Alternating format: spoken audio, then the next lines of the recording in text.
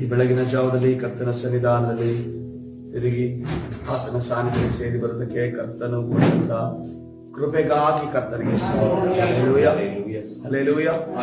ಕರ್ತನ ಪರಿಶುದ್ಧ ನಾಮಕ್ಕೆ ಸ್ತೋತ್ರವಾಗಲಿ. ನಾವು ಒಂದು ವಾಕ್ಯದ ವಿಚಾರವಾಗಿ ನಾವು ಧ್ಯಾನ ಮಾಡ್ತಾ ಇದ್ದೇವೆ. ಆಳವಾಗಿ ಕರ್ತನು ನಮಗೆ ಕಲಿಸಿಕೊಡ್ತಾ ಇದ್ದಾನೆ. ಪ್ರಕಟಣೆ ಪುಸ್ತಕ 3ನೇ ಅಧ್ಯಾಯ 10ನೇ ವಚನ, ನೀನು ನನ್ನ ಸಹನಾ ವಾಕ್ಯವನ್ನು ಕಾಪಾಡಿದ್ದರಿಂದ ಭೂನಿವಾಸಿಗಳನ್ನು ಪರೀಕ್ಷಿಸುವುದಕ್ಕಾಗಿ ಲೋಕದ ಮೇಲೆಲ್ಲ ಬರುವುದಕ್ಕಿರುವ ಶೋಧನೆಯ ಸಮಯದಲ್ಲಿ ನಿನ್ನನ್ನು ತಪ್ಪಿಸಿ ಕಾಪಾಡುವೆನು. ಬೇಗನೆ ಬರುತ್ತೇನೆ, ನಿನಗಿರುವುದನ್ನು ಹಿಡಿದುಕೊಂಡಿರು, ನಿನ್ನ ಜಯಮಾಲೆಯನ್ನು ಯಾರು ಅಪಹರಿಸಬಾರದು. ಪರಿಶುದ್ಧ ನಾಮಕ್ಕೆ ಸ್ತೋತ್ರವಾಗಲಿ. ಕರ್ತನ ಸನ್ನಿಧಾನದಲ್ಲಿ ನಾವು ಕರ್ತನು ಅಲ್ಲಿ 11ನೇ ವಚನದಲ್ಲಿ ಆತನು ಜಯಮಾಲೆಯ ಬಗ್ಗೆ, ಕಿರೀಟದ ಬಗ್ಗೆ ಆತನು ಮಾತಾಡ್ತಾ ಇದ್ದಾನೆ. ಆತನು ಮಾತನಾಡುವಂತಹ ಸಂದರ್ಭದಲ್ಲಿ ಈ ಜಯಮಾಲೆ, ಈ ಕಿರೀಟ ಅನ್ನೋದು ನಮಗೆ ಆತ್ಮಿಕವಾಗಿ ಕಣ್ಣಿಗೆ ಕಾಣದಿರುವಂತಹ ಈ ಕಿರೀಟ ಆಗಿದೆ. ಈಗ ಎಲ್ಲಿದೆ ನಮ್ಮ ಮೇಲೆ ಅಂತ ಅನ್ಕೊಂಡು ಕಿರೀಟ ಅನ್ನು ನೋಡಿದ್ರೆ ರಕ್ಷಣೆಯ ಕಿರೀಟ, ರಕ್ಷಣೆ ಶಿರಸ್ತ್ರಾಣ ಕರ್ತನು ನಮಗೆ ದಯಪಾಲಿಸಿ ಅಲ್ಲೆಲ್ಲವೇ ರಕ್ಷಣೆ ಹೊಂದಿದಾಗ ಆ ಒಂದು ಕಿರೀಟ ನಮ್ಮ ತಲೆಯಲ್ಲಿದೆ. ಆದ್ರೆ ಆ ಕಿರೀಟ ಕಾಣ್ತಾ ಇಲ್ಲ. ಆ ಕಿರೀಟ ಒಂದು ವೇಳೆ ಕಾಣೋದಾಗಿದ್ರೆ, ಅದೇನು ಚಿನ್ನದ್ದು ಬೆಳ್ಳಿದಾಗಿದ್ರೆ ಇಮ್ಮಿಡಿಯೇಟ್ಲಿ ನೆಕ್ಸ್ಟ್ ಡೇ ರಕ್ಷಣೆ ದಿವಸ ನೆಕ್ಸ್ಟ್ ಡೇ ಹೋಗಿ ಮಾರಿ ಅದನ್ನೆಲ್ಲ ತಗೊಂಡು ಅದನ್ನ ವ್ಯವಹಾರ ಮಾಡುವಂತ ಮನುಷ್ಯರು ನಾವು ಆಗಿದ್ದೇವೆ. ಅದಕ್ಕೆ ದೇವರು ಕಾಣಂಗಿಟ್ಟಿಲ್ಲ, ಕಾಣದೇ ಇರೋಂಗಿಟ್ಟಿದ್ದಾರೆ. ಕರ್ತನ ಪರಿಶುದ್ಧ ನಾಮಕ್ಕೆ ಸ್ತೋತ್ರವಾಗಲಿ. ಅದಕ್ಕೆ ಏನಂತಂದ್ರೆ ಕರ್ತನು ಕಾಣದೇ ಇರುವಂತ ಒಂದು ಜಯಮಾಲೆಯನ್ನ, ಒಂದು ಕಿರೀಟವನ್ನ ನಮ್ಮ ತಲೆ ಮೇಲೆ ಇಟ್ಟಿದ್ದಾನೆ. ಆ ಒಂದು ಕಿರೀಟವನ್ನ ಏನ್ ಮಾಡ್ಬೇಕಂದ್ರೆ ನಾವು ಯಾರು ಅಪಹರಿಸದಂತೆ ನಾವು ಅದನ್ನ ಹಿಡಿದುಕೊಂಡಿರ್ಬೇಕಂತೆ. ಯಾವುದೇ ಕಾರಣಕ್ಕೂ ಯಾರು ನಾವು ಮಲಗದಾಗಲೂ ಕೂಡ, ಯಾಕಂದ್ರೆ ಸೌಲ ಒಂದ್ಸರಿ ಮಲಗಿದ್ದ. ಸೌಲ ಮಲಗುವಂತ ಸಂದರ್ಭದಲ್ಲಿ ಅವನ ತಂಬಿಗೆಯನ್ನ, ಈಟಿಯನ್ನ ಬಂದು ಯಾರು ತಗೊಂಡು ಹೋಗ್ತಾರೆ? ದಾವಿದನ್ನು ತೆಗೆದುಕೊಂಡು ಹೋಗ್ತಾನೆ. ದಾವಿದನ್ನು ತೆಗೆದುಕೊಂಡು ಹೋದಂತ ಸಂದರ್ಭದಲ್ಲಿ ಈ ಗಾಢವಾದ ನಿದ್ರೆಯಲ್ಲಿ ಹೊಂದಿರುವಂತ, ತನ್ನ ಪ್ರಾಣ ರಕ್ಷಣೆಗೆ ಇರುವಂತ ಈಟಿ, ತನ್ನ ಒಂದು ಅಧಿಕಾರದ ಸೂಚನೆ ಆಗಿರುವಂತ ಕಿರೀಟವನ್ನ ತೆಗೆದುಕೊಂಡು ಹೋಗಿದ್ದು ಯಾರಿಗೂ ಗೊತ್ತಿಲ್ಲ, ಸೌಲನಿಗೆ ಗೊತ್ತಿಲ್ಲ. ಸೌಲನ ಪಾಳೆಯದೊಳಗಡೆ ಬಂದು ದಾವಿದನ ಪಾಳೆಯದೊಳಗಡೆ ಬಂದು ಅವನ ಗುಡಾರದೊಳಗಡೆ ಬಂದು ಆತನು ಮಲಗಿದ್ದಂತ ಜಾಗದಲ್ಲಿ ಅಷ್ಟು ಸೈನಿಕರ ಮಧ್ಯದಲ್ಲಿ, ಅಷ್ಟು ರಣವೀರರ ಮಧ್ಯದಲ್ಲಿ ಆ ಈಟಿಯನ್ನ, ತಂಬಿಕೆಯನ್ನ ತೆಗೆದುಕೊಂಡು ಹೋಗ್ತಾನೆ. ಆದ್ರೆ ಇವತ್ತಿನ ದಿವಸ ನಮ್ಮ ಪರಿಸ್ಥಿತಿ ಸೌಲನ ರೀತಿಯಲ್ಲಿ ಆದ್ರೆ ಬಹಳ ದಾರುಣವಾದ ಪರಿಸ್ಥಿತಿ. ರಕ್ಷಣೆ ಎಂಬ ಶಿರಸ್ತ್ರಾಣವನ್ನು ನಾವು ಯಾರಿಗೂ ಕೂಡ ಬಿಟ್ಟುಕೊಡಬಾರದು. ಹಲ್ಲೆಲೂಯಾ. ಈ ಲೋಕದ ಯಾವ ಸಂಗತಿಗಳಿಗೂ, ಈ ಲೋಕದ ಯಾವ ವ್ಯಕ್ತಿಯು, ಈ ಲೋಕದ ಯಾವ ಅಧಿಕಾರಿಗೂ ಕೂಡ ನಾವು ನಮ್ಮ ರಕ್ಷಣೆ ಎಂಬ ಶಿರಸ್ತ್ರಾಣವನ್ನ, ಕಿರೀಟವನ್ನ ನಾವು ಬಿಟ್ಟುಕೊಡಬಾರದು. ಹಲ್ಲೆಲೂಯಾ. ಕರ್ತನ ಪರಿಶುದ್ಧ ನಾಮಕ್ಕೆ ಸ್ತೋತ್ರವಾಗಲಿ. ಕರ್ತನು ಜಯಮಾಲೆಯನ್ನು ನಮಗೆ ಕೊಟ್ಟಿದ್ದಾನೆ, ಅಂದ್ರೆ ಕಿರೀಟವನ್ನು ನಮಗೆ ಕೊಟ್ಟಿದ್ದಾನೆ. ಆ ಕಿರೀಟ ಅನ್ನೋದು ನೋಡುವಾಗ ಈ ಲೋಕದಲ್ಲಿ ಕಿರೀಟ ಸಂಪಾದನೆ ಮಾಡೋದು ಅಂತಂದ್ರೆ ಏನು? ಕಿರೀಟ ಹೆಂಗ್ ಸಿಗುತ್ತಪ್ಪ? ಒಂದು ಚಿನ್ನದ ಕಿರೀಟ ತಗೋಬೇಕು ಅಂತಂದ್ರೆ ಏನಿರ್ಬೇಕು? ನಮ್ಮ ಬಳಿ ಹಣ, ಮನಿ ಇರಬೇಕು, ದುಡ್ಡು ಡಬ್ಬು ಇರಬೇಕು. ಹಲ್ಲೆಲೂಯಾ. ಅದಕ್ಕೋಸ್ಕರವಾಗಿ ಓಡಾಡ್ತಿದ್ದೇವಲ್ವ, ಸಂಬಳ ಆದ್ರೆ ಆಗಿರ್ಬೋದು ಅಥವಾ ನಾವು ಓಡಾಡ್ತಿರೋದಾಗಿರ್ಬೋದು, ಏನು ಹಣ ಸಂಪಾದನೆ ಮಾಡೋದಕ್ಕೋಸ್ಕರವಾಗಿ. ನಾವು ಲೋಕದವರು ಓಡಾಡ್ತಾ ಇದ್ದಾರೆ ಹಣ ಸಂಪಾದನೆ ಮಾಡಿ, ಹಣಕ್ಕೋಸ್ಕರ ಏನು ಬೇಕಾದ್ರೂ ಮಾಡ್ತಾರೆ. No system, no rules, no justice ಅನ್ಕೊಂಡು ಓಡಾಡ್ತಾರೆ. ಆದ್ರೆ ಕರ್ತನು ನಮಗೆ ಒಂದು ವಾಕ್ಯಗಳನ್ನ ಕೊಟ್ಟು ಅದರ ಹಣವನ್ನು ನೀನು ಹಣದಿಂದ ಹೋಗ್ಬೇಡ, ಶುಭ ಕೃಪೆಯಿಂದ ನೀನು ಓಡ್ಬೇಡ.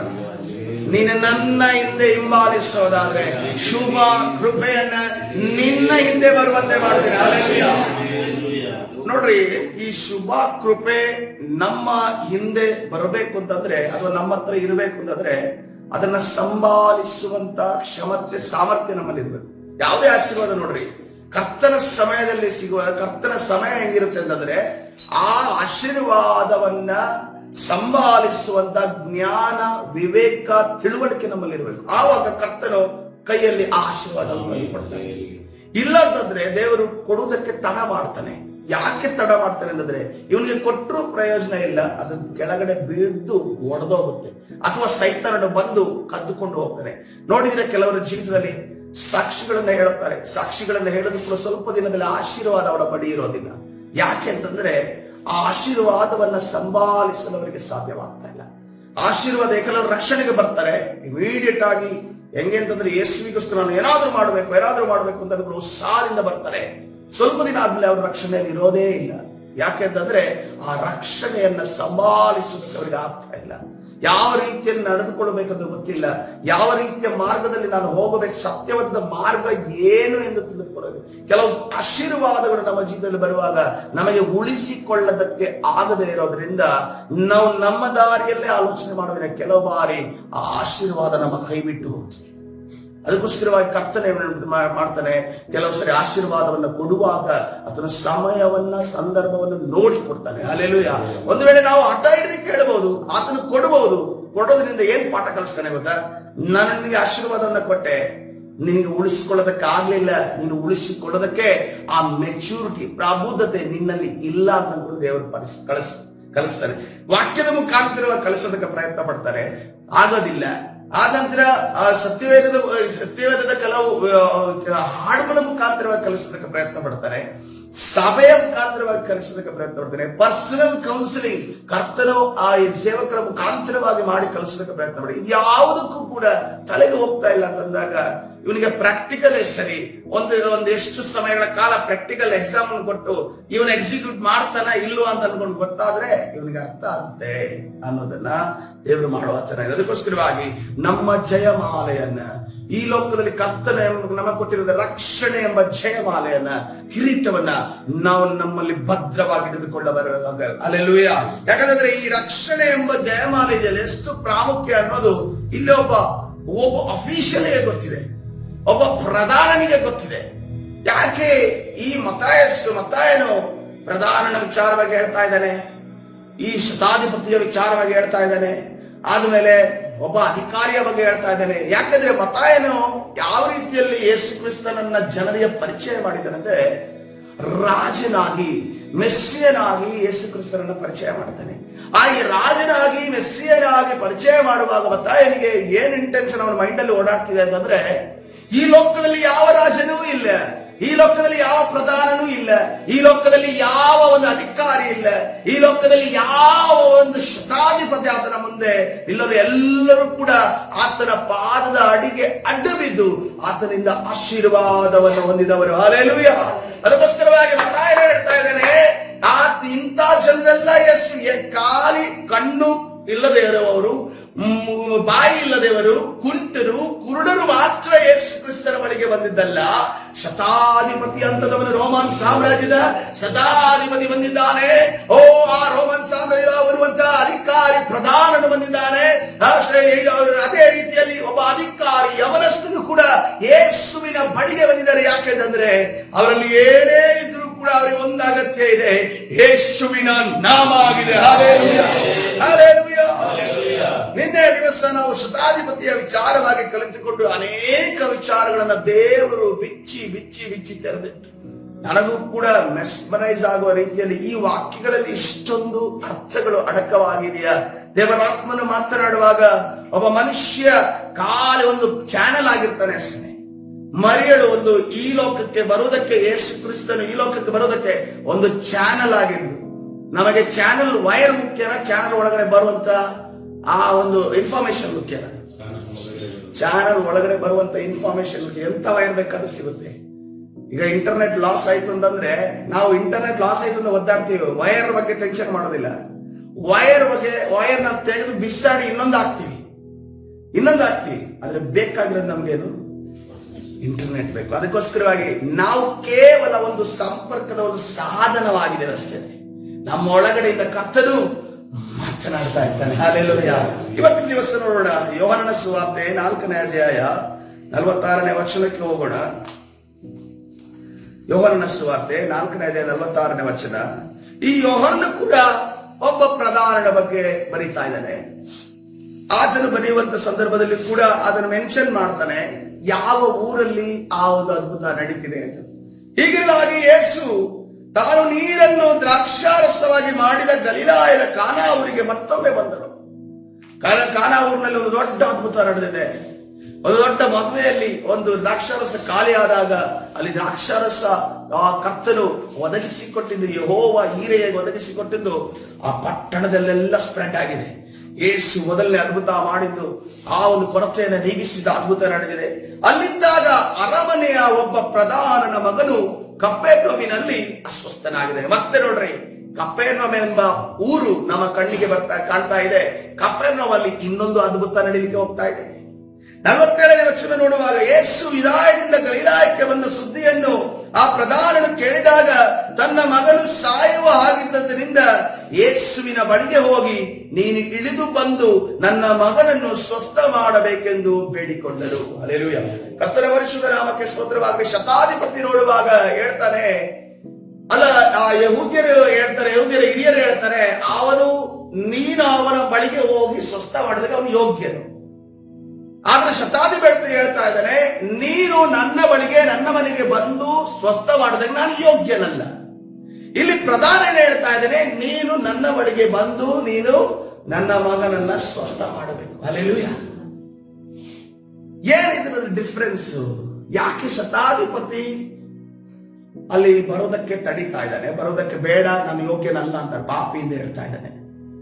ಇಲ್ಲಿ ನೋಡುವಾಗ ಪ್ರಧಾನ ಏನ್ ಮಾಡ್ತಾ ಇದ್ದಾನೆ, ನನ್ನ ಮನೆಗೆ ಬಾ ಅಂತ ಅನ್ಕೊಂಡು ಹೇಳ್ತಾ ಇದ್ದಾನೆ. ಒಂದು ನಾವು ಕಂಡುಹಿಡಿಬೋದೇನಂತಂದ್ರೆ, ಬೆಂಕಿ ಬಿದ್ದಿರೋದೆಲ್ಲಿಗೆ? ಪ್ರಧಾನನ ಮನೆ ಔಟರ್ ಸರ್ಕಲ್ಗಲ್ಲ, ಎಲ್ಲಿ ಬಿದ್ದಿದೆ? ಮೇನ್ ಕೇಂದ್ರ ಬಿಂದಿಗೆ ಬಿದ್ದಿದೆ. ನೋಡ್ರಿ, ಫರೋವ ಒಂದಕ್ಕೆ ಅವನು ಎದುರಿದ್ದು. ಏನಕ್ಕೆ?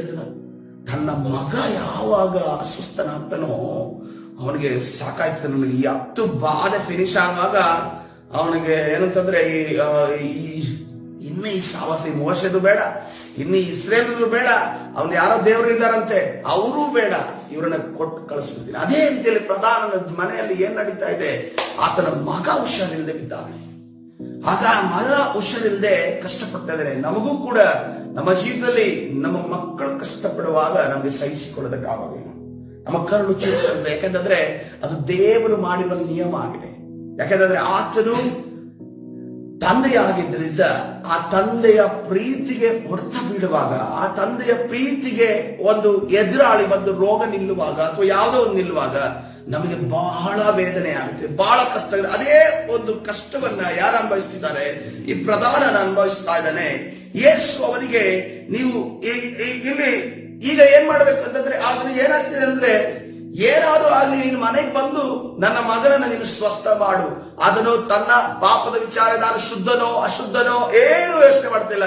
ಟೋಟಲಿ ಯೇಸು ನನ್ನ ಮನೆಗೆ ಬರಬೇಕು, ಯೇಸು ನನಗೆ ಬರಬೇಕು. ಯಾಕೆಂದ್ರೆ ನನ್ನ ಒಬ್ಬನಿಗೋಸ್ಕರ ಅಲ್ಲ, ನನ್ನ ಕುಟುಂಬಕ್ಕೋಸ್ಕರವೂ ಯೇಸು ಬರಬೇಕು. ಹಲ್ಲೆಲೂಯಾ. ಕರ್ತನ ಪರಿಶುದ್ಧ ನಾಮಕ್ಕೆ ಸ್ತೋತ್ರವಾಗಲಿ. ಇವತ್ತಿನ ದಿವಸ ನಾವು ವಾಕ್ಯವನ್ನ ಸ್ವೀಕರಿಸ್ತಾ ಇದ್ದೇವೆ, ನಾವು ರಕ್ಷಣೆಯಾಗೋದಕ್ಕೆ ಬಂದಿದ್ದೇವೆ. ಆದ್ರೆ ಕೆಲವರು ನೋಡ್ರಿ, ಅವರು ಮನೆಗೆ ಯೇಸು ಬರೋದನ್ನ ಇಷ್ಟಪಡೋದಿಲ್ಲ. ನಾನ್ ಬರ್ತೇನೆ, ನಾನು ಆಶೀರ್ವಾದ ಹೊಂದ್ತೇನೆ, ನಾನು ಬೈಬಲ್ ಓದ್ತೇನೆ, ನಾನು ಪ್ರಾರ್ಥನೆ ಮಾಡ್ತೇನೆ, ಆದ್ರೆ ನಾನು ಮನೆಗೆ ಹೋಗ್ತೇನೆ. ನನ್ನ ಕುಟುಂಬದ ಬಗ್ಗೆ ಸೇವಕರು ಕೇಳಬಾರ್ದು, ವಿಶ್ವಾಸಿಗಳು ಕೇಳಬಾರ್ದು, ಅದು ಸಪರೇಟ್, ಇದು ಸಪರೇಟ್ ಅನ್ನೋ ರೀತಿಯಲ್ಲಿ ಜೀವನ ಮಾಡುವಂತ ವಿಶ್ವಾಸಿಗಳು ನಮ್ಮ ಮಧ್ಯದಲ್ಲೂ ಇದ್ದಾರೆ. ಆದ್ರೆ ಕರ್ತನು ಶತಾಧಿಪತಿಯ ರೀತಿಯಲ್ಲಿ ಯೋಗ್ಯನಲ್ಲದೆ ಇದ್ರು ನೀನು ಬಾ ಅಂತ ಅನ್ಕೊಂಡು ಕರಿಬೋದಿತ್ತಲ್ವ. ಆದ್ರೆ ಶತಾಧಿಪತಿ ಕರೀಲಿಲ್ಲ. ಇಲ್ಲಿ ಪ್ರಧಾನ ಹೇಳ್ತಾ ಇದ್ದಾನೆ, ನೀನು ನನ್ನ ಮನೆಗೆ ಬಾ. ಯಾಕಂದ್ರೆ ನನಗೆ ಮಾತ್ರ ಅಗತ್ಯ ಅಲ್ಲ, ನನ್ನ ಮಗ ಸ್ವಸ್ಥವಾಗೋದು ಮಾತ್ರ ಅಲ್ಲ, ನನ್ನ ಕುಟುಂಬಕ್ಕೆ ನೀನು ಅಗತ್ಯ ಇದೆಯಾ? ಹಲ್ಲೆಲೂಯಾ. ನನ್ನ ಕುಟುಂಬಕ್ಕೆ ಒಂದು ಸಮಾಧಾನ ಬೇಕು. ಇಷ್ಟೊಂದು ಅಫಿಷಿಯಲ್ ಆಗಿರುವಂತ ರೋಮನ್ ಸಾಮ್ರಾಜ್ಯ ಅಫಿಷಿಯಲ್ ಆಗಿರುವಂತಹ ವ್ಯಕ್ತಿ ಹೇಳ್ತಾ ಇದ್ದಾನೆ, ನನಗೆ ಸಮಾಧಾನ, ಈ ರೋಗದಿಂದ ಬಿಡುಗಡೆ ಆದ್ರೆ ಒಂದು ಸಮಾಧಾನ ಸಿಗುತ್ತೆ, ನನ್ನ ಮಗ ಹುಷಾರಾದ್ರೆ ಅದಕ್ಕೋಸ್ಕರ ಆ ಸಮಾಧಾನ ನನಗೆ ಬೇಕು. ಆತನಿಗೆ ಸಮಾಧಾನದ ಬಗ್ಗೆ ಟೀಚಿಂಗ್ ಯಾರಾದ್ರೂ ಕೊಟ್ಟಿದ್ದಾರೋ ಇಲ್ಲೋ ನನಗೆ ಗೊತ್ತಿಲ್ಲ, ಯಾವುದೇ ರೀತಿಯ ಮೆನ್ಷನ್ ಸತ್ಯವೇದದಲ್ಲಿ ಇಲ್ಲ. ಆದರೆ ಆತ ಸಮಾಧಾನ ಪ್ರಭುವಾದ ಯೇಸು ಕ್ರಿಸ್ತನ ಒಂದು, ಕೆಲವರು ನೋಡ್ರಿ ರೋಗ ಇರುತ್ತೆ, ಅದ್ರ ಜೊತೆ ಸಮಾಧಾನ ಅವ್ರಿಗೆ ಇರೋದಿಲ್ಲ, ಸಮಾಧಾನ ಇರೋದಿಲ್ಲ. ಬಟ್ ಅವರು ರೋಗದ ಜೊತೆ ಯೇಸುವಿನ ಸಮಾಧಾನವನ್ನು ಕೇಳಿಕೊಳ್ತಾರೆ. ಯಾಕಂದ್ರೆ ರೋಗ ಹೋಯ್ತು ಅಂತಂದ್ರೆ ಅಷ್ಟಕ್ಕೆ ಮುಗಿದೋಗೋದಿಲ್ಲ, ಯೇಸು ಕೂಡ ನನಗೆ ಬೇಕು ಅಂತ ಅನ್ಕೊಂಡು ಸ್ವೀಕರಿಸುವವರಿದ್ದಾರೆ. ಹಲ್ಲೆಲೂಯಾ. ಅವರೇ ನಿಜವಾದ ರಕ್ಷಣೆಯ ಎಂಬ ಜಯಮಾಲೆಯನ್ನು ಹೊಂದಿದವರಾಗಿದ್ದಾರೆ, ರಕ್ಷಣೆ ಎಂಬ ಕಿರೀಟವನ್ನು ಸ್ವೀಕರಿಸುವವರಾಗಿದ್ದಾರೆ. ಹಲ್ಲೆಲೂಯಾ. ಕರ್ತನ ಪರಿಶುದ್ಧ ನಾಮಕ್ಕೆ ಸ್ತೋತ್ರ. ಅದಕ್ಕೆ ಯೇಸು ಹೇಳ್ತಾ ಇದ್ದಾರೆ ನೋಡ್ರಿ, ಎಂತ ಒಂದು ಶಾರ್ಪ್ ಆಗಿರುವಂತಹ ರಿಯಾಕ್ಷನ್ ಕರ್ತನೆ ಕೊಡ್ತಾ ಇದ್ದಾನೆ ಅಂತಂದ್ರೆ, ಯೇಸು ಅವನಿಗೆ ನೀವು ಸೂಚಕ ಕಾರ್ಯಗಳನ್ನ, ಅದ್ಭುತ ಕಾರ್ಯಗಳನ್ನ ನೋಡದಿದ್ದರೆ ನಂಬುವುದೇ ಇಲ್ಲವೆಂದು ಹೇಳಿದನು. ಹಲ್ಲೆಲೂಯಾ. ಅದರ ಅರ್ಥ ಏನಂತಂದ್ರೆ, ನಾವು ಸೂಚಕ ಕಾರ್ಯವನ್ನ, ಅದ್ಭುತ ಕಾರ್ಯವನ್ನ ನೋಡದೆ ಯೇಸುವನ್ನು ನಂಬಬೇಕು. ಹಲ್ಲೆಲೂಯಾ. ಯೇಸುವನ್ನು ನಂಬುವಾಗ ಯಾವ್ದೋ ಒಂದು ಮ್ಯಾಜಿಕ್ ಮಾಡಿದ್ರು. ನಿನ್ನೆ ದಿವಸ ಆಕಲ್ ಒಂದು ಮ್ಯಾಜಿಕ್ ಬಗ್ಗೆ ವಿಷಯ ಹೇಳಿದ್ರು. ಇಟ್ಸ್ ಅ ರಿಯಲ್ ಫ್ಯಾಕ್ಟ್ ಅಲ್ವಾ? ವಿತ್ ಮೆಜಿಷಿಯನ್ ನಮ್ಮ ಊರಲ್ಲಿ, ಮಂಗಳೂರಲ್ಲಿ ಒಬ್ಬ ಮೆಜಿಷಿಯನ್ ಇದ್ದಾರೆ. ಅವ್ರು ಒಂದ್ ಕಡೆಯಿಂದ ಇದ್ದವರನ್ನ ಇನ್ನೊಂದು ಕಡೆ ಹೋಗಾಗ ಮಾಡಿದ್ದಾರೆ. ಅದು ಹೇಗೆ ಅದು ಪ್ರಾಕ್ಟೀಸ್ ಏನು, ಅದ್ರ ಎದ್ರಲ್ಲಿ ಯಾವ ರೀತಿ ಹಿಪ್ನೋಟೈಸ್ ಮಾಡ್ತಾರೋ, ಅಥವಾ ಯಾವ ರೀತಿ ಅವರನ್ನ ಕರ್ಕೊಂಡೋಗಿ ಆ ಜಾಗದಲ್ಲಿ ನಿಲ್ಲಿಸ್ತಾರೋ, ಅಥವಾ ಏನೋ ಒಂದು ಅದರಲ್ಲಿ ಗಿಮಿಕ್ ಇದೆಯೋ ಅಂತ ಅನ್ಕೊಂಡು ಗೊತ್ತಿಲ್ಲ. ಇವನ್ ಯಾರನ್ನ ಮಾಡಿರೋದು, ಆ ಟೈಮಲ್ಲಿ MLA ಆಗಿರೋದಂತ ಒಬ್ಬ ವ್ಯಕ್ತಿನಲ್ಲಿ ಮಾಡೋದು. ಆ ಟೈಮಲ್ಲಿ MLA ಆಗಿರೋದು. ಯಾಕಂದ್ರೆ ಆ ಮ್ಯಾಜಿಕ್ ಅನ್ನೋದು ಒಂದ್ ಕಡೆಯಿಂದ ಒಬ್ಬನ ವ್ಯಕ್ತಿನ ಟ್ರಾನ್ಸ್ಫರ್ ಮಾಡೋದು, ಅದು ಅವಾಗಷ್ಟೇ ಪ್ರದರ್ಶನ ಮಾಡುತ್ತಿದ್ದಂತ ಒಂದು ಮ್ಯಾಜಿಕ್ ಅದು. ಈಗ ಅದು ಫೇಮಸ್ ಇಲ್ಲ, ಈಗ ಏನೇನೋ ಮಾಡ್ತಾರೆ. ಸೊ ಆವಾಗ ಅದು ಒಂದು 10 ವರ್ಷಗಳ ಹಿಂದೆ ಅದು ಅಷ್ಟು ಫೇಮಸ್ ಆಗಿತ್ತು. ಅದನ್ನ ಆ ಸ್ಪಾಟ್ ಅಲ್ಲೇ ಮಾಡಿದಾಗ ಎಲ್ಲರೂ ಆಶ್ಚರ್ಯಚಕಿತರಾದರು. ಏನಪ್ಪ ಇವನು ದೇವಮಾನವ ಅನ್ನೋ ರೀತಿಯಲ್ಲಿ ಆ ವ್ಯಕ್ತಿಯನ್ನು ನೋಡೋದಕ್ಕೆ ಪ್ರಾರಂಭಿಸಿದ್ರು. ಅವ್ರು ಬಂದ್ರು ಅಂತಂದ್ರೆ ಅಷ್ಟು ಜನ ಸೇರೋರು ಆ ಮ್ಯಾಜಿಕ್ ಗಳಿಗೆ. ಸೊ ನೋಡ್ರಿ, ನಾವು ಅದ್ಭುತಗಳನ್ನು ನೋಡಿ, ಸೂಚಕ ಕಾರ್ಯಗಳನ್ನು ನೋಡಿ ಯೇಸುವನ್ನು ನಂಬೋದಾದ್ರೆ, ನಾಳೆ ದಿವಸ ಈ ಮ್ಯಾಜಿಕ್ ಮಾಡ್ತಾನಲ್ಲ, ಅವನು ಮಾಡುವಂತ ಇದನ್ನ ಮ್ಯಾಜಿಕ್ ಅನ್ನು ಕೂಡ ನಂಬಿ ನಾವೇನ್ ಮಾಡ್ತೇವೆ, ಅವನು ಹೇಳಿದನ್ನ ನಂಬುತ್ತೇವೆ. ಮುಂದಿನ ದಿನಮಾನದಲ್ಲಿ ಅಂತ್ಯಕ್ರಿಸ್ತನು ಅದೇ ರೀತಿಯ ಕಾರ್ಯಗಳನ್ನ ಮಾಡ್ತಾನೆ. ಅದಕ್ಕೋಸ್ಕರವಾಗಿ ಸೂಚಕ ಕಾರ್ಯಗಳನ್ನ, ಮಹತ್ಕಾರ್ಯಗಳನ್ನ ನೋಡಿ ನಾವು ನಂಬುವುದಾದ್ರೆ ನಾವು ಮೋಸ ಹೋಗ್ತೇವೆ. ಬೇರೆ ನಮ್ಮ ತಂದೆ ಯಾರು, ನಮ್ಮ ಸೃಷ್ಟಿಕರ್ತ ಯಾರು, ನಮ್ಮನ್ನು ಉಂಟು ಮಾಡಿದಾತನು ಯಾರು, ನಮ್ಮ ದೇವರು ಯಾರು, ನಮ್ಮನ್ನ ನಡೆಸುತ್ತಿರುವಂತಹ ಕರ್ತನು ಯಾರು ಎಂದು ಅರಿತು ನಾವು ರಕ್ಷಣೆ ಹೊಂದಿರುವುದಾದ್ರೆ ಮಾತ್ರವೇ ನಾವು ದೃಢವಾಗಿ ನಿಲ್ಲುವವರಾಗಿರ್ತೇವೆ. ಹಲ್ಲೆಲೂಯಾ.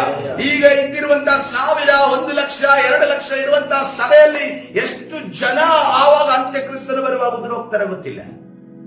ಹಂಗಂತ ಹೇಳಿ 2 ಲಕ್ಷ 3 ಲಕ್ಷ ಇರುವಂತ ಸಭೆಗಳ ವಿಚಾರವಾಗಿ ನಾನು ಮಾಡ್ತೇನೆ. ಅವ್ರಿಗೆ ಕೊಟ್ಟಿರುವಂತ ಭಾರಕ್ಕೆ ನಾನು ದೇವರಿಗೆ ಸ್ತೋತ್ರ ಮಾಡ್ತೇನೆ.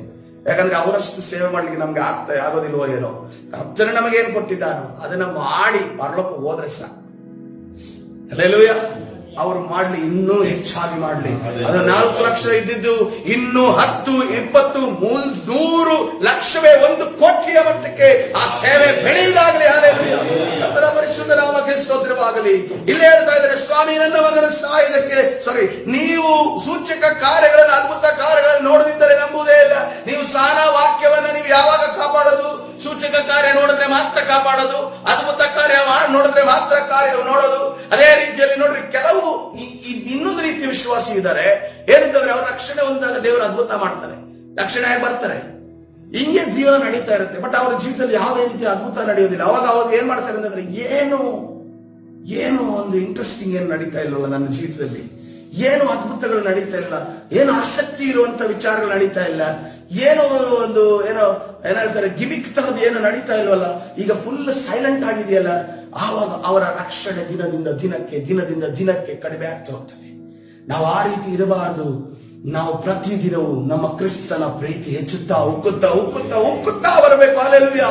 ಯಾವಾಗ ಕ್ರಿಸ್ತನ ಪ್ರೀತಿ ಉಕ್ಕುತ್ತಾ ನಮ್ಮನ್ನ ನಾವು ರಿಫ್ರೆಶ್ ಆಗುತ್ತಾ ಮಾಡ್ತಾ ಬರ್ತೇವೋ, ನಮ್ಗೆ ಯಾವುದೂ ದಿವಸ ಕೂಡ ಸತ್ಯವೇದ ಬೋರಿಂಗ್ ಅನ್ಸೋದಿಲ್ಲ, ಸಭೆ ಬೋರಿಂಗ್ ಅಂತ ಅನ್ಸೋದಿಲ್ಲ. ಅದೇ ರೀತಿಯಲ್ಲಿ ಯಾವ ವಿಚಾರ, ದೈವಿಕ ವಿಚಾರವೂ ಕೂಡ ನಮಗೆ ಬೋರಿಂಗ್ ಅನ್ಸೋದಿಲ್ಲ. ಯಾವಾಗ ಬೋರಿಂಗ್ ಅನ್ಸೋದು ಅಂತಂದ್ರೆ, ನಾವು ಆ ಸತ್ಯವೇದವನ್ನು ಬಿಟ್ಟು, ದೇವರನ್ನು ಬಿಟ್ಟು ಯಾವಾಗ ಬೇರೆ ಕಡೆ ಕಾನ್ಸಂಟ್ರೇಟ್ ಮಾಡ್ತೇವೋ, ಸೂಚಕ ಕಾರ್ಯ, ಮಾತುಕಾರ್ಯದ ಬಗ್ಗೆ ಕಾನ್ಸಂಟ್ರೇಟ್ ಮಾಡ್ತೇವೋ, ಆವಾಗಲೇ ನಮಗೆ ಬೋರಿಂಗ್ ಅನ್ಸೋದು. ಮುಂದೆ ಹೋಗೋಣ. ಆ ಪ್ರಧಾನನು, ಸ್ವಾಮಿ ನನ್ನ ಮಗನು ಸಾಯುವುದಕ್ಕೆ ಮುಂಚೆ ನೀನು ಬರಬೇಕು ಅನ್ನಲು ಮತ್ತೆ ರಿಕ್ವೆಸ್ಟ್ ಮಾಡ್ತಾ ಇದ್ದಾನೆ. ನೀನು ಬರಬೇಕು. ಇಷ್ಟು ಹೇಳಿದ್ರು ಕೂಡ ಏನ್ ಗೊತ್ತಾ, ಅವನ ರಿಯಾಕ್ಷನ್ ಏನ್ ತಿಳ್ಕೋಬೇಕು? ನನಗೆ ಸೂಚಕ ಕಾರ್ಯನ ಬೇಡ, ಮಾತುಕಾರ್ಯನ ಬೇಡ, ನನಗೇನ್ ಬೇಕು? ನೀನು ಬರ್ಬೇಕು, ನನ್ನ ಮಗನನ್ನು ಗುಣಪಡಿಸ್ಬೇಕು. ನಾನು ಡಾಕ್ಟರ್ ಹತ್ರ ಎಲ್ಲ ಹೋಗಾಗಿದೆ, ನಾನು ಎಲ್ಲಾ ಎಕ್ಸ್ಪರ್ಟ್ಸ್ ಗಳ ಜೊತೆ ಮಾತಾಡಿ ಆಗಿದೆ. ರೋಮನ್ ಸಾಮ್ರಾಜ್ಯದಿಂದ ನನ್ನ ಇನ್ಫ್ಲುಯೆನ್ಸ್ ಎಲ್ಲಿ ಮಟ್ಟಕ್ಕಿದೆಯೋ ಅಲ್ಲಿ ತನಕ ನಾನು ಎಲ್ಲಾ ಹೋಗಿ ಆಗಿದೆ. ನನಗೆ ಬೇರೆ ಯಾರು ದಿಕ್ಕಿಲ್ಲ. ನನಗೊಬ್ಬರೇ ಹೇಳಿದ್ದಾರೆ, ಯೇಸು ಹತ್ರ ಹೋದ್ರೆ ನನ್ನ ಮಗ ಗುಣವಾಗ್ತಾನೆ. ಇಷ್ಟೇ ನನಗೆ ಗೊತ್ತಿರೋದು. ಈಗ ನೀನು ಬರಲೇಬೇಕು ಅಂತ ಅನ್ಕೊಂಡು ಕೂತು ಬಿಡ್ತಾನೆ. ಅವಾಗ ಯೇಸುವನಿಗೆ, ನಿನ್ನ ಮಗನು ಬದುಕುತ್ತಾನೆ, ಹೋಗು ಎಂದು ಉತ್ತರ ಕೊಟ್ಟನು. ಹಲ್ಲೆಲೂಯಾ. ಯೇಸು ಸ್ವಾಮಿ ಅಲ್ಲಿ ಬರಲಿಲ್ಲ. ಹೋಗ್ಲಿಲ್ಲ. ಗಮನಿಸ್ರಿ, ಯೇಸು ಸ್ವಾಮಿ ಅಲ್ಲಿ ಹೋಗ್ಲಿಲ್ಲ. ಏನ್ ಹೇಳ್ತಾರೆ? ಒಂದೇ ಮಾತು, ನಿನ್ನ ಮಗನು ಬದುಕುತ್ತಾನೆ, ಹೋಗು. ಹಲ್ಲೆಲೂಯಾ. ಯೇಸು ಕ್ರಿಸ್ತರು ಶತಾಧಿಪತಿ ಯೋಗ್ಯನಲ್ಲ ಅಂತ ಅನ್ಕೊಂಡು ಹೇಳಿದನು, ಹೋಗುವುದಕ್ಕೆ ಹೊರಟನು. ಆದ್ರೆ ಇಲ್ಲಿ ನೋಡುವಾಗ ಆತನ ನಂಬಿಕೆ ಏನಿದೆ ಅಂತ ಅನ್ಕೊಂಡು ನೋಡಿ ಏನ್ ಮಾಡ್ತಾ ಇದ್ರು? ಪ್ರಧಾನ ಮನೆಗೆ ಹೋಗ್ಲಿಲ್ಲ, ಅವನು ಸ್ವಸ್ಥನಾಗ್ತಾನೆ ಅಂತ ಹೇಳಿದ್ರು. ಆದ ನಂತರ ಆ ಗೃಹಸ್ಥನು ಯೇಸು ತನಗೆ ಹೇಳಿದ ಮಾತನ್ನು ನಂಬಿ ಇದು ಬಹಳ ಇಂಪಾರ್ಟೆಂಟ್, ನಂಬಿ ಹೊರಟು ಹೋದನು. ಹಲ್ಲೆಲೂಯಾ. ಆದ್ರೆ ಏನ್ ಮಾಡದಂತೆ? ನಂಬಿದನಂತೆ. ಹಲ್ಲೆಲೂಯಾ. ನಂಬಿ ಅದನ್ನು ಹೊರಟು ಹೋದನು. ಅವನು ಇನ್ನೂ ಗಟ್ಟ ಇಳಿದು ಹೋಗುತ್ತಿರುವಲ್ಲಿ ಅವನ ಆಳುಗಳು ಅವನೆದುರಿಗೆ ಬಂದು, ನಿನ್ನ ಮಗನು ಬದುಕಿಕೊಂಡನು ಅಂದರು. ಹಲ್ಲೆಲೂಯಾ. ಕರ್ತನ ಪರಿಶುದ್ಧ ನಾಮಕ್ಕೆ ಸ್ತೋತ್ರವಾಗಲಿ. ಅವನು ಮೊದಲ ಮನಸ್ಸಿನ ಮೆಂಟಾಲಿಟಿಯನ್ನು ಅರ್ಥಂತ ದೇವರು ನಿನಗೆ ಸೂಚಕ ಕಾರ್ಯ ನೋಡಬೇಕು, ನಿನಗೆ ಮಾತ್ ಕಾರ್ಯ ನೋಡಬೇಕು. ನಿನ್ನ ಮಗ ಮಗ ಸ್ವಸ್ಥರಾದ್ರೆ ಮಾತ್ರ ನೀನು ನನ್ನನ್ನು ನಂಬುವವನಾಗಿದ್ದಿ ಅಂದ್ಕೊಂಡು ಹೇಳಿದ ನಂತರ ಮತ್ತೆ ತಿರುಗಿ ರಿಕ್ವೆಸ್ಟ್ ಮಾಡಿರುವಾಗ ಏನಾಗಿರ್ಬೋದು? ನನಗೆ ಸೂಚಕ ಕಾರ್ಯನೂ ಬೇಡ, ಮಾತ್ ಕಾರ್ಯನೂ ಬೇಡ, ನಾನು ನಿನ್ನನ್ನು ನಂಬುತ್ತೀನಿ, ನನ್ನ ಮಗನ ನೀನು ಗುಣ ಮಾಡ್ತೀಯ ಅಂತ ಅನ್ಕೊಂಡು ಯಾವಾಗ ಅಂದುಕೊಂಡನೋ ಅವಾಗ ಯೇಸು ಹೇಳ್ತಾನೆ, ನಿನ್ನ ಮಗನು ಬದುಕುತ್ತಾನೆ, ಹೋಗು ಎಂದು ಹೇಳುವಾಗ ಅದೇ ಕ್ಷಣಕ್ಕೆ ಗಟ್ಟ ಇಳಿದು ಹೋಗುವಾಗ ಅಲ್ಲಿ ಮಗನು ಸ್ವಸ್ಥನಾದನು. ಹಲ್ಲೆಲೂಯಾ. ನೋಡ್ರಿ, ಅವನ ಸ್ವಸ್ಥತೆಯನ್ನ ಕಾಣಲಿಲ್ಲ, ಇನ್ನೂ ಹೋಗ್ತಾ ಇದ್ದೇನೆ ಅಷ್ಟೇ ಮನೆಗೆ, ಆದ್ರೂ ಕೂಡ ನಂಬಿದಾನೆ ಎಂದು ನಾವು ನೋಡಿದ್ವಿ. ಇವತ್ತಿನ ದಿವಸ ಆ ನಂಬಿಕೆ ನಮ್ಮಲ್ಲಿ ಇದೆಯಪ್ಪ. ಮುಂದೆ ನಡೆಯುವಂತಹ ಅದ್ಭುತಗಳನ್ನ ನಮಗೆ ಕೆಲವು ಸಾರಿ ದರ್ಶನದಲ್ಲಿ ದೇವರು ತೋರಿಸೋದಾಗ್ಲಿ ಅಥವಾ ಒಂದು ಇಮ್ಯಾಜಿನೇಷನ್ ಪವರ್ ಇರುತ್ತಲ್ಲ, ನಾವು ಆ ರೀತಿಯಲ್ಲಿ ನೋಡ್ತೇವೆ. ಅದನ್ನು ನಾವು ನಂಬುವಾಗ ದೇವರು ಆ ರೀತಿಯಲ್ಲಿ ಕರ್ತನ ಚಿತ್ತದ ಪ್ರಕಾರ ಅದನ್ನು ಮಾಡುವ ಆತನಾಗಿದ್ದಾನೆ. ಹಲ್ಲೆಲೂಯಾ. ಈಗ ನೋಡ್ರಿ, ಒಂದು ಕಟ್ಟಡವನ್ನ ಕಟ್ಟುತ್ತೇವೆ ಅಂತಂದ್ರೆ, ಒಂದು ಸಭೆಯನ್ನ ಕಟ್ಟುತ್ತೇವೆ ಅಂತಂದ್ರೆ, ನಾವು ಅನೇಕ ಬಾರಿ ನಾನಲ್ಲಿ ನಿಂತಾಗ ನನ್ನ ಸಭೆಯನ್ನು ನಾನು ನೋಡಿದ್ದೀನಿ. ಆ ದೊಡ್ಡ ಸಭೆಯನ್ನು ನಾವು ನೋಡಿದ್ದೇವೆ. ಎಷ್ಟು ಜನ ನೋಡಿದಾರೋ ಗೊತ್ತಿಲ್ಲ. ನಾನಲ್ಲಿ ನಿಂತಾಗ ಅಲ್ಲಿ ಕಟ್ಟಿರುವ ಸಭೆಯನ್ನು ನಾನು ನೋಡಿದ್ದೀನಿ. ಕಟ್ಟಿರುವ ಸಭೆಯನ್ನು ನೋಡಿ, ಮುಂದಿನ ದಿವಸದ ಕಟ್ಟಲ್ಪಡುತ್ತಲ್ಲ, ಕಟ್ಟಲ್ಪಡೋದಕ್ಕಿಂತ ನನ್ನ ಮುಂಚೆನೆ ನಾನಾಗಿರುವ ಅಂಕಲ್ ಅವರು ನಾವು ನಂಬಿದ್ದೇವೆ. ಹಲ್ಲೆಲೂಯಾ. ಅದು ಕಟ್ಟಲ್ಪಟ್ಟಿದೆ ಅನ್ನೋದನ್ನ ನಾವು ನಂಬಿದ್ದೇವೆ. ಕರ್ತನು ಕಟ್ಟಿ ತೀರಿಸುವಾತನಾಗಿದ್ದೇವೆ. ಹಲ್ಲೆಲೂಯಾ. ಅದಕ್ಕೆ ಯಾವುದೇ ಕೊರತೆ ಬರೋದಿಲ್ಲ. ಒಂದು ಪೈಸೆ ಕೊರತೆ ಬಂದ್ರು ಅದು ಯಾರ ಪ್ರಾಬ್ಲಮ್ ಆಗಿದೆ? ಸೇವಕರ ಪ್ರಾಬ್ಲಮ್ ಅಲ್ಲ, ನಮ್ ಪ್ರಾಬ್ಲಮ್ ಅಲ್ಲ, ವಿಶ್ವಾಸಿಗಳ ಪ್ರಾಬ್ಲಮ್ ಅಲ್ಲ, ದೇವರ ಪ್ರಾಬ್ಲಮ್. ಹಲ್ಲೆಲೂಯಾ. ಯಾಕಂದ್ರೆ ಅದರ ಕಾಂಟ್ರಾಕ್ಟ್, ಅದರ ಇಂಜಿನಿಯರಿಂಗು, ಅದರ ಎಲ್ಲಾ ವಿಚಾರಗಳನ್ನ ಕೈಗೆತ್ತಿಕೊಂಡವರು ಎಲ್ಲವೂ ದೇವರಾಗಿದ್ದಾರೆ. ಹಲ್ಲೆಲೂಯಾ. ನಾವು ಯಾವಾಗ ಕಾಣದೇ ಇರುವಾಗ ಅದು ಇದೆ ಎಂದು ನಂಬುತ್ತೇವೋ ದೇವರ ಚಿತ್ತದ ಪ್ರಕಾರವಾಗಿ ಅದನ್ನ ದೇವರು ಮಾಡುವಾತನಾಗಿದ್ದಾರೆ. ನಾವು ಸ್ವತಃ ಡೀಲ್ ಮಾಡಕ್ ಆಗೋದಿಲ್ಲ. ನಾವು ಎಲ್ಲವನ್ನ ಮನುಷ್ಯರೇ ನಾನು ಮಾಡ್ತೀನಿ, ನಾನು ಅದನ್ನ ಮಾಡಿದ್ರೆ ಹಿಂಗ್ ಮಾಡ್ತೀನಿ, ಹಿಂಗ್ ಮಾಡಿದ್ರೆ ಹಂಗ್ ಮಾಡುತ್ತೇನೆ ಅಂತ ಅನ್ಕೊಂಡು ಪ್ಲಾನ್ ಮಾಡ್ಕೊಂಡ್ರೆ ನೋ ನೆವರ್. ಹಂಗೇಳಿದ್ರೆ ಯಾಕಂದ್ರೆ ಸಭೆಯ ವಿಚಾರದಲ್ಲಿ ನಾವು ಹೋಲ್ಸಂಗ ಅಂಕಲ್ ವಿಚಾರದಲ್ಲಿ ನಾವು ಏನೇನು ಸರ್ಕಸ್ಗಳನ್ನ ಮಾಡಿ ಏನೇನು ಪ್ರಯತ್ನಗಳನ್ನ ಮಾಡಿದ್ರು ಅದೇನಂತಂದ್ರೆ ಏನೇನು ಆಲೋಚನೆಗಳು ಮಾಡ್ತೀವಿ. ಈಗ 2 ತಿಂಗಳಾದ್ಮೇಲೆ ಆಗುತ್ತೆ, ಆದ ನಂತರ ನಾವು ಕಟ್ಟಕ್ಕೆ ಸ್ಟಾರ್ಟ್ ಮಾಡ್ತೀವಿ. ನೋ, ದೇವರ ಸಮಯಕ್ಕೆ ಎಲ್ಲವೂ ಆಗೋದು. ದೇವರು ನೇಮಕವಾದ ಸಮಯದಲ್ಲಿ ಎಲ್ಲವೂ ಕೂಡ ಎಲ್ಲವನ್ನ ಆತನ ಕೂಡಿಸಿಕೊಡ್ತಾನೆ. ಅದಕ್ಕಾಗಿ ದೇವರಿಗೆ ಸ್ತೋತ್ರ. ಅವನು ಗಟ್ಟಾಗಿ ನಿನ್ನ ಮಗನ ಬದುಕಿಕೊಂಡನು ಅಂದರು. ಎಷ್ಟು ಗಂಟೆಗೆ ಅವನಿಗೆ ರೋಗವು ಇಳಿತರವಾಯಿತೆಂದು ಅವನು ಅವರನ್ನು ಕೇಳಿದಾಗ ಇವನು ಕನ್ಫರ್ಮೇಶನ್ ಕೇಳ್ತಾ ಇದ್ದಾನೆ. ಇದು ಯಾಕೆ ಕನ್ಫರ್ಮೇಶನ್ ಕೇಳದ ನನಗೂ ಗೊತ್ತಿಲ್ಲ. ನಂಬಿಕೆ ಇಲ್ಲದೆ ಕೇಳದ್ನ ಅಥವಾ ಡೌಟ್ ಪಟ್ಕೊಂಡು ಕೇಳದ್ನ ಅಥವಾ ಏನಾದ್ರೂ ಇಲ್ಲಿ ಏನಾದ್ರೂ ವೆರಿಫಿಕೇಶನ್ ಮಾಡ್ತಾ ಇದ್ದಾರ ಅನ್ನೋದನ್ನ. ಯಾಕೆಂತಂದ್ರೆ ಆತನಿಗೆ ಒಂದು ನೋಡ್ರಿ, ಮುಂದಿನ ವಾಕ್ಯದಲ್ಲಿ ನಮಗೆ ಗೊತ್ತು ಯಾಕೆ ಇದನ್ನ ಕನ್ಫರ್ಮ್ ಆಗಿ ಕೇಳ್ತಾನೆ ಅಂದ್ರೆ, ಆತನಿಗೆ ಯೇಸುವನ್ನ ನಂಬಬೇಕು. ಯೇಸುವನ್ನ ನಂಬಿ ಮನೆಗೆ ಹೋಗಿ ಏನ್ ಹೇಳ್ಬೇಕು? ನನ್ನ ಮಗ ಯಾರಿಂದ ಗುಣ ಆದ? ಡಾಕ್ಟರಿಂದ ಗುಣ ಆಗಿಲ್ಲ. ಯಾವ ಊರು ಸುತ್ತಿದ್ವಿ, ಆ ದೇವರಿಗೆ ಈ ದೇವರಿಗೆ ಎಲ್ಲ ಹೋದ್ವಿ, ಏನೂ ಆಗ್ಲಿಲ್ಲ. ಈಗ ನಾನು ಎಲ್ಲೋದೆ? ಯೇಸುವಿನ ಬಳಿಗೆ ಹೋದೆ. ಈ ಪ್ರೂಫ್ ಅನ್ನ ಯಾರಿಗೆ ನಾನು ತೋರಿಸ್ಬೇಕು? ಈ ಒಂದು ರಿಪೋರ್ಟ್ ಅನ್ನ ಯಾರಿಗೆ ತೋರಿಸ್ಬೇಕು? ನನ್ನ ಮನೆಗೆ ತೋರಿಸ್ಬೇಕು. ಅದಕ್ಕೋಸ್ಕರ ಆತನು ಹೇಳ್ತಾ ಇದ್ದಾನೆ, ಎಷ್ಟು ಗಂಟೆಗಪ್ಪ ಗುಣ ಆಗಿದ್ದು? ನಿನ್ನೆ ಮಧ್ಯಾಹ್ನದ 1 ಗಂಟೆಗೆ ಜ್ವರವು ಅವನನ್ನು ಬಿಟ್ಟಿತು ಅಂದರು. ನಿನ್ನ ಮಗನು ಬದುಕುತ್ತಾನೆಂದು ಯೇಸು ತನಗೆ ಹೇಳಿದ ತಾಸಿನಲ್ಲಿಯೇ ಅದಾಯ್ತೆಂದು ತಂದೆಯು ತಿಳ್ಕೊಂಡದರಿಂದ ಈಗ ಒಂದು ದೊಡ್ಡ ಕಾರ್ಯ ನಡೀತಾ ಇದೆ. ಹಬ್ಬ ನಡೀತಾ ಇದೆ. ಅಲ್ಲಿ ಮಾತ್ರ ಹಬ್ಬ ಅಲ್ಲ, ಓ ಪರಲೋಕದಲ್ಲಿ ಹಬ್ಬ ನಡೀತದೆ. ಯಾಕಂದ್ರೆ ಒಬ್ಬ ಪಾಪಿ ದೇವರ ಕಡೆ ತಿರುಗೋದಾದ್ರೆ ಪರಲೋಕದಲ್ಲಿ ಒಂದು ವಿಜೃಂಭಣೆ, ಒಂದು ಸಂತೋಷ, ಒಂದು ಹಬ್ಬ ನಡೀತಾ ಇದೆ. ಹಲ್ಲೆಲೂಯಾ. ತಿಳ್ಕೊಂಡರಿಂದ ಅವನ ಮನೆಯವರೆಲ್ಲರೂ ಆತನನ್ನು ನಂಬಿದರು. ಹಲ್ಲೆಲೂಯಾ. ಕರ್ತನ ಪರಿಶುದ್ಧ ನಾಮಕ್ಕೆ ಸ್ತೋತ್ರವಾಗಲಿ. ನಮಗೆ ದೇವದೂತರನ್ನು ಕೂಡಿ ಸಂತೋಷ ಪಡೋದಕ್ಕೆ ಸಾಧ್ಯನಾ ಪ್ರಿಯರೇ? ಒಬ್ಬನ ರಕ್ಷಣೆಯಾಗಿ ಬಂದ ಕೂಡಲೇ ದೇವದೂತರು ಸಂತೋಷ ಪಟ್ಟ ರೀತಿಯಲ್ಲಿ ನಮಗೆ ಸಂತೋಷ ಪಡೋದಕ್ಕೆ ಸಾಧ್ಯ. ಹಲ್ಲೆಲೂಯಾ. ಇಲ್ಲಿ ನೋಡ್ರಿ, ಒಂದು ಕುಟುಂಬ ರಕ್ಷಣೆ ಆಗ್ತಾ ಇದೆ. ಕುಟುಂಬ ರಕ್ಷಣೆ ಆಗ್ತಿದೆ. ಶತಾಧಿಪತಿ ಅದನ್ನ ಆಳನ್ನ ಗುಣಪಡಿಸಿಕೊಂಡು ಮನೆಗೆ ಹೋದ. ಆದ್ರೆ ಇಲ್ಲಿ ಒಂದು ಮನೆ ರಕ್ಷಣೆವಂತ ಇದೆ. ನಾನು ನನ್ನ ಮನೆಯವರು ಯೆಹೋವನನ್ನೇ ಸೇವಿಸುವೆ. ಯಾರು ಹೇಳ್ತಾ ಇದ್ದಾನೆ? ಯೆಹೂದಿ ಅಲ್ಲ ಹೇಳ್ತಿರೋದು, ಅನ್ಯ ಜನರಲ್ಲ, ಅಧಿಕಾರದಲ್ಲಿರುವಂತ ರೋಮನ್ ಸಾಮ್ರಾಜ್ಯದ ಅಧಿಕಾರಿ ಪ್ರಧಾನ ಹೇಳ್ತಾ ಇದ್ದಾನೆ, ನಾನು ನನ್ನ ಮನೆಯವರು ಯೆಹೋವನನ್ನೇ ಸೇವಿಸುವೆ. ಹಲ್ಲೆಲೂಯಾ. ಕರ್ತನ ಪರಿಶುದ್ಧ ನಾಮಕ್ಕೆ ಸ್ತೋತ್ರವಾಗಲಿ. ಇವತ್ತಿನ ದಿವಸ ನಮ್ಮನ್ನ ನಾವು ಕರ್ತನ ಕರಗಳಿಗೆ ಒಪ್ಪಿಸೋಣ. ಕರ್ತನು ಮತ್ತೆ ಪ್ರೂವ್ ಮಾಡ್ತಾ ಇದ್ದಾನೆ. ಏನಂತ ಪ್ರೂವ್ ಮಾಡ್ತಾ ಇದ್ದಾನೆ?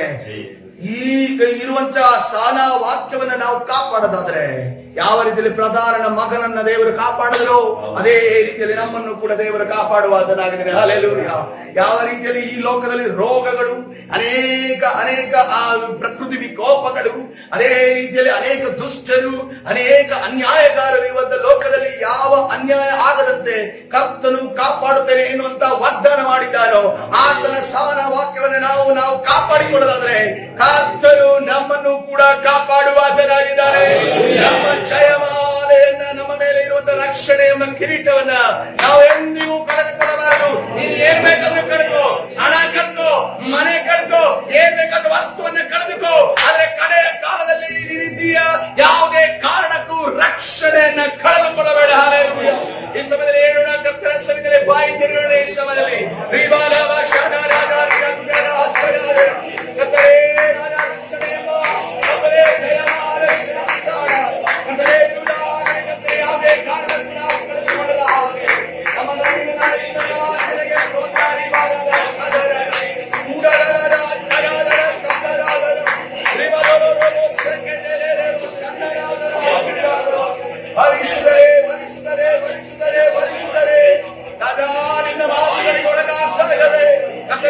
ಸ್ವಸ್ಥತೆ ಮಾತ್ರ ನಮಗೆ ಕರ್ತನೆ ಬೇಕು ಎಂದು ಕೇಳೋದಿಲ್ಲ.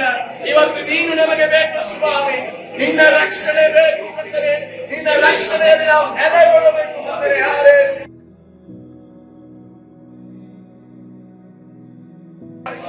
ದೇವರೇ, ನಿನ್ನ ನಾಮಕ್ಕೆ ಸ್ತೋತ್ರ ಮಾಡಿದರೆ ಪರಿಶುದ್ಧನೇ, ಸರ್ವಶಕ್ತನೇ, ಸರ್ವಭಾಗವನೇ, ಮಹಿಮೆಯುಳ್ಳ ದೇವರೇ, ಬೆಳಗಿನ ಜಾವದಲ್ಲಿ ಕರ್ತನೆ ಪ್ರಧಾನನ ಮಗನನ್ನ ಗುಣಪಡಿಸಿದ ದೇವರೇ, ಕರ್ತನೆ ರಾಜ ಒಬ್ಬ ಸೂಚಕ ಕಾರ್ಯವನ್ನ, ಆ ಕಾರ್ಯವನ್ನ ನಿರೀಕ್ಷಿಸುತ್ತಿದ್ದವರನ್ನ ನೀನು ಸೂಚಕ ಕಾರ್ಯವಿಲ್ಲದೆ, ಆ ಕಾರ್ಯವಿಲ್ಲದೆ ನನ್ನನ್ನು ನಂಬಬೇಕು ಅಂದ್ಕೊಂಡು ಹೇಳಿಕೊಟ್ಟ ದೇವರ ನಿನ್ನ ನಾಮಕ್ಕೆ ಸ್ತೋತ್ರ.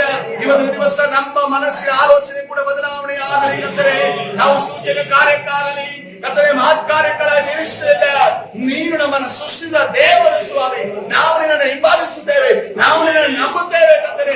ನೀನು ಅದ್ಭುತ ಕಾರ್ಯವನ್ನ ಮಾಡುವ ದೇವರು, ನಮಗೆ ಪರಲೋಕ ರಾಜ್ಯವನ್ನ ಕೊಡುವ ದೇವರು, ಜಯಮಾಲೆಯನ್ನು ಕೊಡುವ ದೇವರು, ಜಯಮಾಲೆಯನ್ನು ಉಳಿಸಿಕೊಳ್ಳುವಂತೆ ಮಾಡುವ ದೇವರು.